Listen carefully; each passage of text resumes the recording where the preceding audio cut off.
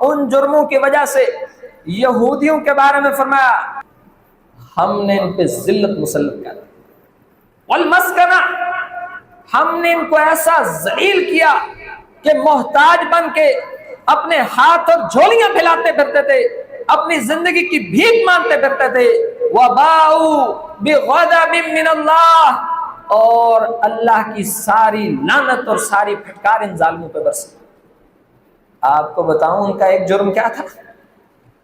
نبی علیہ السلام نے فرمایا لوگوں تمہارے اندر دو خصلتیں ایسی ہیں جو تم سے پہلی امتوں میں بھی موجود تھی، اور وہی دو گندی چیزیں تم نے اپنی زندگی میں لا کے کھڑی کر دی ہیں۔ تمہاری زندگی میں ان دو بری عادتوں کی وجہ سے ہر قسم کا چین ختم ہو گیا، ہر طرح کی راحتیں جاتی رہیں۔